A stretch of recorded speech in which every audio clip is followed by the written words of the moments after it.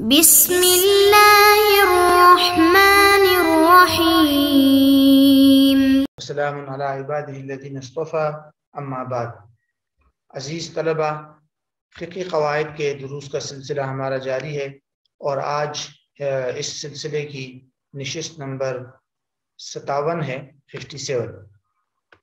آج کی اس نشست کے اندر ہم قاعدہ نمبر 48 اور قاعدہ نمبر 49 دونوں کی مختصر سی وضاحت آپ کے سامنے عرض کریں گے۔ سب سے پہلے ہم دیکھتے ہیں قاعدہ نمبر 48 کو۔ قاعدہ نمبر 48 کے الفاظ یوں ہیں کہ من ملک شیئا ملک ما هو من ضروراته، کہ جو آدمی کسی چیز کا مالک ہو جاتا ہے تو وہ اس چیز کی ضروریات کا بھی مالک ہو جاتا ہے۔ من ملک شیئا، جو آدمی کسی چیز کا مالک بن جائے، ملک ما هو من ضروراته، تو وہ ان چیزوں کا بھی مالک ہو جاتا ہے جو چیزیں اس چیز کی ضروریات میں سے ہیں جس کا وہ مالک بنا ہے۔ یہ تو اس قاعدے کا مختصر سا ترجمہ ہے۔ دیگر تعبیرات میں اس کی یہ تعبیر بھی ملتی ہے کہ من ملک شیئا ملک کل جزء من اجزائه، کہ جو آدمی کسی چیز کا مالک بنتا ہے تو وہ اس چیز کے تمام اجزاء میں سے ہر جز کا مالک بن جاتا ہے۔ بہرحال یہ تو اس کی تعبیرات ہے۔ الفاظ میں اس قاعدے کے ایک لفظ ہے، بلکہ دو الفاظ ہیں جن کو سمجھنا ضروری ہے۔ ایک شیئن ہم نے پڑھا کہ من ملک شیئن، کہ جو آدمی کسی چیز کا مالک بنتا ہے۔ یہاں شیء کا لفظ عام ہے، اس میں اعیان بھی داخل ہے، ٹھوس اور مادی چیزیں جیسے گھر وغیرہ، اور اس میں کوئی تصرف اور فعل بھی داخل ہے، ایکشن، یعنی کسی قسم کا کوئی عمل کا مالک بن جائے تو اس عمل کی ضروریات میں بھی وہ مالک ہو جاتا ہے۔ مثلا میں کسی مکان کا مالک ہو جاؤں، وہ بھی شیئن میں آتا ہے۔ مجھے کوئی اختیار مل جائے، پاور مل جائے کسی کام کے کرنے کا، وہ بھی شیئن کے اندر آتا ہے۔ تو اس کے اندر دونوں چیزیں آتی ہیں، چیز بھی اور عمل بھی۔ دوسرا لفظ ہے اس میں ضرورات۔ تو ضرورات کے ویسے ضرورت کے لغوی معنی تو اضطرار اور مجبوری کے ہیں، لیکن یہاں اس کے معنی آتا ہے کسی چیز کے لوازمات، کسی چیز کے توابع، جس کے بغیر کسی بھی چیز سے فائدہ حاصل کرنا ممکن نہیں ہوتا۔ مثال کے طور پر گھر ہے تو اس گھر کی ضروریات کیا ہے؟ اس گھر کے لیے راستہ، کیونکہ گھر میں اگر آنے جانے کا راستہ نہیں ہے تو اس گھر سے انتفاع یا نفع حاصل کرنا ممکن ہی نہیں ہے۔ تو ہر ایسی چیز کہ مثلا کسی بھی چیز سے نفع حاصل کرنا جب ممکن نہ ہو، جب تک کہ وہ دوسری چیز موجود نہیں ہوگی، تو وہ دوسری چیز ضروریات کہلاتی ہے۔ جس پر کسی بھی چیز سے نفع حاصل کرنا موقوف ہوتا ہے وہ ضروریات کہلاتی ہے۔ تو یہاں بھی یہی مطلب ہے کہ ایک انسان کو جب شریعت نے یہ حق دے دیا کہ وہ کسی چیز کا مالک بن جائے تو وہ انسان اس چیز کی ضروریات کا بھی مالک بن جاتا ہے، کیونکہ اپنی مملوکہ چیز سے نفع حاصل کرنا ضروریات کے ملکیت کے بغیر ناممکن ہوتا ہے۔ بہرحال یہ تو اس قاعدے کی مختصر سے مطلب الفاظ کی وضاحت تھی۔ مفہوم اس قاعدے کا تقریباً واضح ہے۔ یہ کوئی مستقل قاعدہ تو نہیں ہے، اس کو علماء نے عمومی طور پر تابع و تابعین کا جو قاعدہ ہم نے پہلے پڑھا تھا اسی قاعدے پر متفرع کیا ہے، کیونکہ ہم نے وہاں پڑھا تھا کہ فقہا کے اصطلاح میں تابع کے کئی معنی ہیں، اس میں سے ایک ضروریات کی بھی آتا ہے کہ وہ چیزیں جو کسی دوسری چیز کی ضروریات ہو تو وہ خود بخود مطلوع کے اندر شامل ہوگی۔ تو جب آپ کسی چیز کے مالک بن جائیں گے تو اس چیز کے توابع جو ہوں گی، اس چیز کی جو لوازمات اور ضروریات ہے وہ بھی خود بخود اس کے اندر شامل ہو جائیں گی، آپ اس کے بھی مالک بن جائیں گے۔ ٹھیک ہے، تو یہ ہے بنیادی طور پر وہی نقطہ۔ اسی طرح یہ بات بھی اس کے اندر آ جائے گی کہ اگر آپ کو شریعت نے کسی کام کے کرنے کا حکم مطلب اختیار دیا ہے، پاور دیا ہے، جواز دیا ہے، تو اس کام سے متعلق جو ضروریات ہے کہ جن ضروریات اور جن لوازمات یا توابع کے بغیر وہ کام مطلب وجود میں نہیں آ سکتا، تو ان کے بھی آپ مالک ہو جائیں گے اور آپ ان سب چیزوں کے مالک سمجھے جائیں گے۔ تو بہرحال یہ اس قاعدے کی وضاحت۔ مثالوں میں اس قاعدے کی کئی مثالیں آتی ہیں۔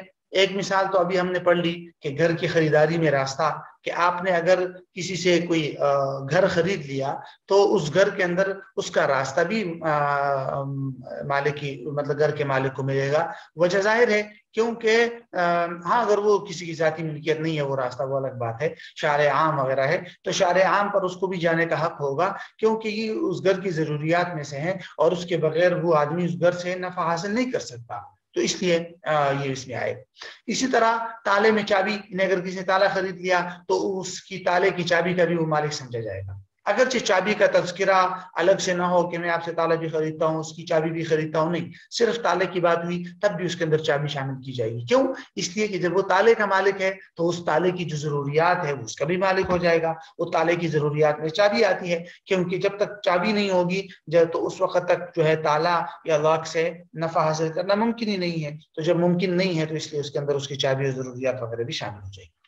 इसी तरह तीसरी मिसाल हम देख लेते हैं, जैसे हमने पढ़ा था कि शेअन के अंदर दो चीजें शामिल है, एक कोई चीज और दूसरा कोई अमल। तो चीज की मिसाल तो हमने घर और ताले की दे दी, अमल की मिसाल आप दे रहे वकील के इख्तियारात। मसलन मैंने किसी वकील को ये पावर दे दिया, ये इख्तियार दे दिया कि आप मेरा ये मोबाइल किसी को बेच सकते हैं। अब वो वकील है, उसके पास एक अमल, एक काम करने का पावर मिल गया जो मैंने उसे दे दिया, और वो है मेरा मोबाइल बेचना। तो उस मोबाइल बेचने की जो जरूरियात है उसका भी वो मालिक हो जाएगा। क्या है वो जरूरियात? वो जाहिर है कि वकील को या किसी भी शख्स को बेचने के लिए जो काम करने पड़ते हैं कि मसलन किसी को दिखाना, मोबाइल दिखाना, चेक कराना, या मोबाइल उठा के किसी दूसरी जगह ले जाना, या उधार पे बेचना, या इस तरह की जो जरूरियात होती हैं वो भी उसके अंदर शामिल हो जाएंगी। और उस शख्स को उसके अमल, जो बेचने का अमल है, उसके अंदर अंदर उसको और भी यानी जरूरी इख्तियारात उसको मिल जाएंगे जो उस उर्फ के अंदर वकील के लिए उस जैसे अमल के लिए जरूरी समझे जाते हैं। तो बहरहाल ये इस कायदे की मुख्तसर सी वजाहत थी, कायदा नंबर 48 की, जो आपके सामने आ गई। अब हम इसी नशिस्त के अंदर हम कायदा नंबर 49 भी देख लेते हैं, जो भी मुख्तसर सा कायदा है, तो उसको हम देखते हैं। कायदा नंबर 49 के अल्फाज यूं है कि इज़ा सक़तल अस्लु सक़तल फ़रउ, इज़ा सक़तल अस्लु सक़तल फ़रउ, जब असल साकित हो जाए तो फरा भी साकित हो जाती है। ये तो इस कायदे का तर्जुमा था। इसका मफहूम कुछ मिसालें हम देखते हैं। इस कायदे की जो दीगर ताबीरात है उनमें ये 3 ताबीरात आपको मिलेंगी कि यस्कुतुल फ़रउ इज़ा सक़तल अस्लु, असल वही कायदा है, बस उसको जरा उलट कर दिया, बरअक्स करके, आगे पीछे करके ये कर दिया कि यस्कुतुल फ़रउ इज़ा सक़तल अस्लु, कि फरा भी साकित हो जाता है जब असल साकित हो जाए। इसी तरह यूं भी है कि अत्ताबिउ यस्कुतु बिसुकूतिल मतबू, के मतबू के सुकूत से ताबे भी साकित हो जाता है। इसी तरह यूं भी है कि अल फ़रउ यस्कुतु बिसुकूतिल असल।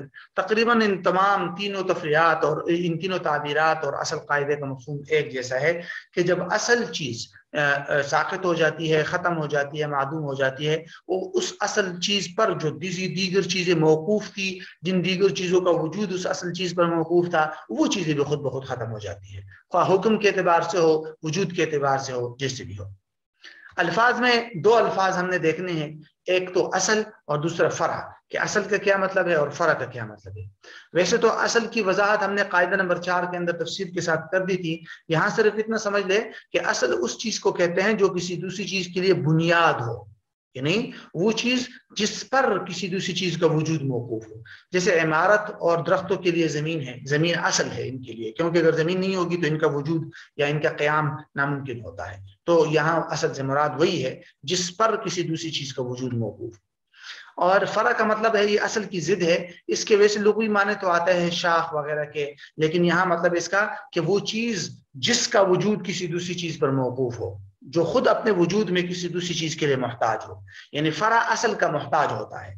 अगर असल होगा तो तब फरा का वजूद होता है, असल नहीं होता तो फरा का वजूद भी नहीं होता। जैसे खुद दरख्त और मकान वगैरह जो है ये फुरू है जमीन के लिए, और जमीन उनके लिए असल है। तो ये इन दोनों अल्फाज की वजाहत थी। इस कायदे का मफहूम देख लेते हैं। मफहूम इसका तकरीबन वाज़ेह है कि जो चीज़ जिस चीज़ का वजूद अपना ज़ाती और मुस्तकिल न हो, बल्कि इसका वजूद किसी दूसरी चीज़ के वजूद पर मौकूफ़ हो, तो वो जो दूसरी चीज़ है उसके साकित या मादूम होने की सूरत में ये जो चीज़ है फरा, जिसका वजूद जो है वो मौकूफ़ होता है, ये भी मादूम हो जाता है। ये एक फ़िक़ी कायदा नहीं है, बल्कि ये अक़ली और हिस्सी मिसाली भी इसकी बहुत सारी मिल जाएगी आपको। क्योंकि जो चीज़ किसी दूसरी चीज़ के लिए बुनियाद हो तो बुनियाद के ख़त्म होती ही असल चीज़ भी गिर जाती है। छत जो है वो दीवारें छत के लिए बुनियाद है, दीवारें नहीं होगी तो छत भी गिर जाएगी।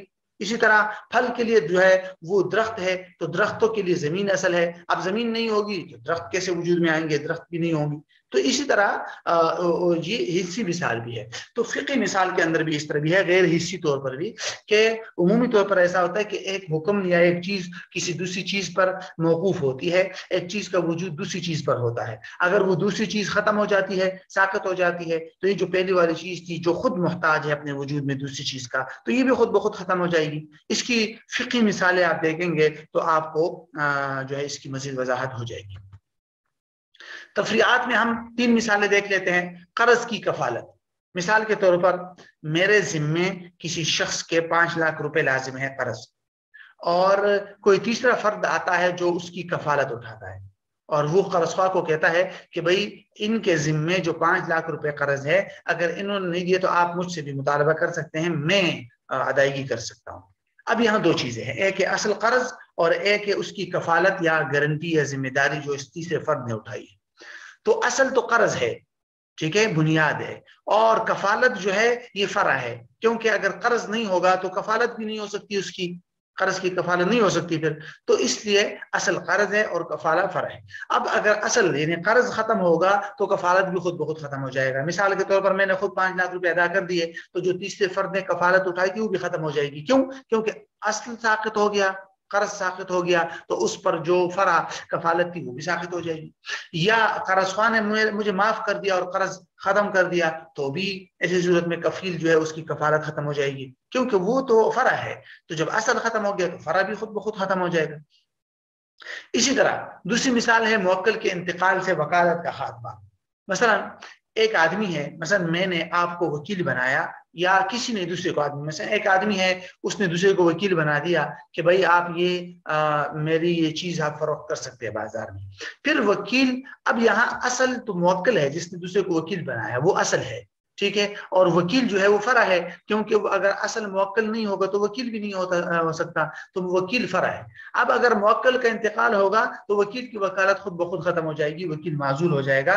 کیوں؟ وجہ ظاہر ہے کہ اصل ساقط ہو گیا تو اب وکیل کہاں سے وجود میں آئے گا. اسی طرح مبیع ہلاک ہو جائے، مثلا میں نے آپ کو کوئی چیز فروخت کی 1 لاکھ روپے میں، ٹھیک ہے، اور ابھی میں نے آپ کو دی نہیں ہے کہ وہ چیز ہلاک ہو گئی، تو آپ کے اوپر قیمت بھی ساقط ہو جائے گی. یہاں 2 چیزیں ہیں، ایک ہے مبیع اور دوسری چیز ہے اس مبیع کی قیمت. تو اصل مبیع ہے اور قیمت اس کے لیے فرع ہے، کیونکہ اگر مبیع یا کوئی چیز میں نہیں بیچوں گا تو اس کی بدلے قیمت کیسے لازم ہو سکتی ہے. تو اب اگر وہ مبیع یا وہ چیز جو ہے آپ کو دینے سے پہلے میرے پاس وہ ضائع ہو جاتی ہے، خراب ہو جاتی ہے، تو اس کی قیمت بھی ساقط ہو جائے گی. کیوں؟ کیونکہ اذا سقط الاصل سقط الفرع. تو اس لیے یہ کچھ مثالیں ہیں اس قاعدے کی جو آپ کے سامنے آ گئی، اور آج کی اس نشست کے اندر ہمارا قاعدہ نمبر 49 بھی مکمل ہو گیا.